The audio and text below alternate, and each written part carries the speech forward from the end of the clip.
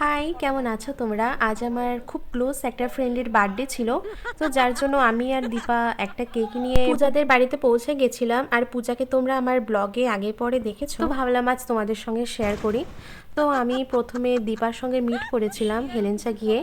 তারপর আমরা পূজাদের বাড়ির দিকে দুজনে হাঁটছিলাম, আর এই যে গিয়ে দেখি ম্যাডাম নাইটি পরে দাঁড়িয়ে আছে মাঝে হাত দিয়ে। তারপর আমাদের সাড়া পেয়ে সে আর মুখই দেখায়নি। তারপর তাকে কেকটা দিলাম।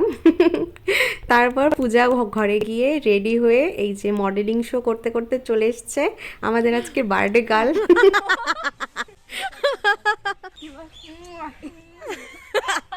তারপর আমরা তিনজন অনেকক্ষণ ধরে একটু বসে গল্প করলাম।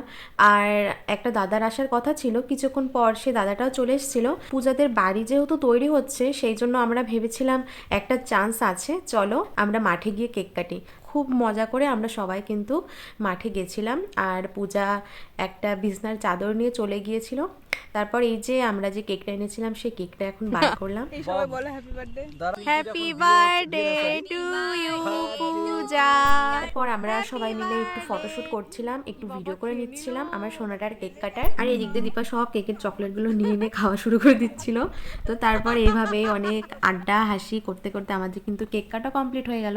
তারপর চোখে পড়লো এই মটরশুঁটি, এবং তারপর মটরশুঁটি ছিঁড়ে ছিঁড়েও একটু খেতে খেতে তারপর আমরা যাচ্ছিলাম বাড়ির দিকে, যেহেতু প্রচন্ড খিদে পেয়ে গেছিল। তো তারপর আমরা সবাই বাড়ির দিকে হাঁটা লাগিয়েছি। তারপর বাড়ি এসে চোখে পড়লো একটা পুতুল, যেটাকে পূজা আটকে রেখেছে। তারপর ওকে জিজ্ঞাসা করার পর ও বলল পুতুল নাকি শুধু ছেলেদের দিকে তাকিয়ে থাকে, যার জন্য বাড়িতে নালিশ এসছে। তারপর আমরা কিছুক্ষণ বসে থাকার পর আমরা সবাই মিলে কিন্তু চলে গিয়েছিলাম খেতে।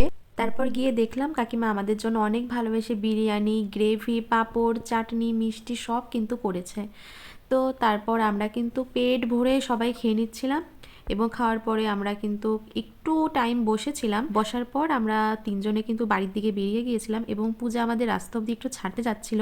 তো তারপর আমরা রাস্তায় গেলাম, এবং আমি একটা টোটোতে করে হেলেঞ্চায় নেমে তারপর অটোতে করে বাড়ি চলে এসেছিলাম, এবং দীপা ওখান থেকে একটা বাসে উঠে ও কিন্তু বাড়ি চলে এসেছিল। তো আজকের ব্লগটা এইটুকুই। ভালো লাগলে অবশ্যই একটা লাইক করে দিও। সবাই অনেক অনেক ভালো থেকো। টাটা।